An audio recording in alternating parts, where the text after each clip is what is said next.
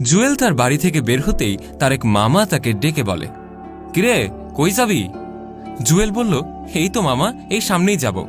কথাটা বলেই জুয়েল যখন চলে যেতে লাগে তখনই তার মামা পেছন থেকে ডেকে বলে, এই শুই না যা তো।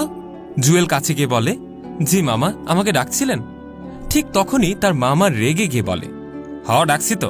কিরে, আমি ইদানিং দেখতাছি আমার ছেলের সাথে খুব উঠা বসা করতাছস, আর যাতে তোরে আমার ছেলের ধারে কাছে না দেখি। একে তো বাবার ঠিক নাই, তোর মায় না জানি কই থেকে তোরে পেটে ধরছে কে জানে। এই তুই কি কখনো তোর মায়ের মুখ থেকে তোর বাবার কথা শুনছস? জুয়েল তখন মাথাটা নিচু করে বলে, না। তখনই তার মামা বলে উঠে, হ্যাঁ, তার মানে কি তোর মায় তোর বাবার নামই জানে না, আর তুই হইলে একটা জারোর সন্তান। শোন, তোরে বারবার নিষেধ করে দিতাছি, আর যেন আমার ছেলের ধারে কাছে তোরে না দেখি। তখনই জুয়েল তার মামার কথা শুনে তার চোখ দিয়ে পানি চলে আসলো। সে তার মামার দিকে তাকিয়ে বলল, মামা, আপনি না বুঝে আমার বাবা মা সম্পর্কে কোনো আজেবাজে কথা বলবেন না। আমার মা আমাকে বলেছে আমার বাবা অনেক বড়লোক বাড়ির ছেলে ছিল, আর তারা দুজনে প্রেম করে বিয়েও করেছিল। বিয়ের পর আমার মা জানতে পারে আমার বাবা আগে একটা বিয়ে করেছে, তাই সেদিন মা আমাকে পেটে নিয়ে চলে এসেছিল। মামা, আমার মা তো সেদিন একটা মানুষকে বিশ্বাস করে ভুল করেছিল, কারণ তাকে আমার মা মন থেকে ভালোবেসেছিল। আর ভালোবাসাটা কি অন্যায়? যদি আমার মা সেদিন বিশ্বাস করে ভুল করে তাহলে তারা করেছে, আপনার কি? আর আমি আপনার ছেলের কাছে যাই না, আপনার ছেলেই আসে আমার কাছে। তখনই জুয়েলের মামা জুয়েলের মুখে এইসব কথা শুনে বলতে লাগে, এই তোর মা তো তোরে কোনো শিক্ষাও দিতে পারে নাই, তুই কি জানোস না বড় মুখে মুখে কথা বলতে নাই? আরে তুই শিখবে কি কইরা? তুই তো একটা জারুস ছেলে, তুই কি কইরা বুঝবি বর্গ সামনে কেমনে কথা কওয়া লাগে? জুয়েল তখনই বলে, জি মামা, আমার মা হয়তো আপনার মতো করে এত কিছু শিখাতে পারেনি, তবে আমাকে এটা শিখিয়েছে যে তোমাকে যে সম্মান করে কথা বলবে তুমিও তার সাথে সম্মান দেখিয়ে কথা বলবে। আপনি দেখুন, কখন থেকে আপনি আমাকে জারুর সন্তান বলে যাচ্ছেন। আমার বাবা আমার মাকে রেখে চলে গেছে, এখানে আমি কি করব? আমার কি দোষ? আর দোষ যদি থেকে থাকে তাহলে সেটা আপনাদের মতো শিক্ষিত সমাজের ছেলেদের দোষ, যারা মেয়েদের সরলতার সুযোগ নিয়ে তাদেরকে প্রেমের ফাঁদে ফেলে তাদেরকে ঠকায়, আর তাদের মূল্য দিতে হয় আমার মতো ছেলে মেয়েদের। আপনি যদি আমার বাবাকে নিয়ে এতগুলো কথা না বলতেন তাহলে কিন্তু আমিও এতগুলো কথা বলতাম না।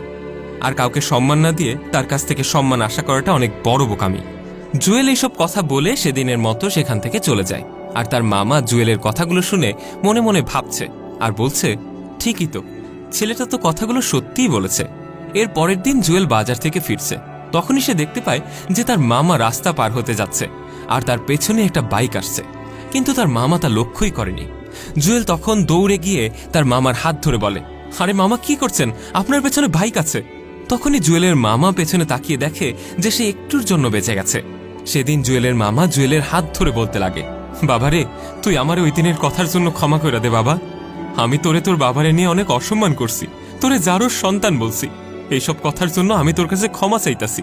আর আজকে যদি তুই আমার সময় মতো না ধরতি তাহলে যে আমার কি হইতো আমি ঠিক মতোই বুঝতাছি।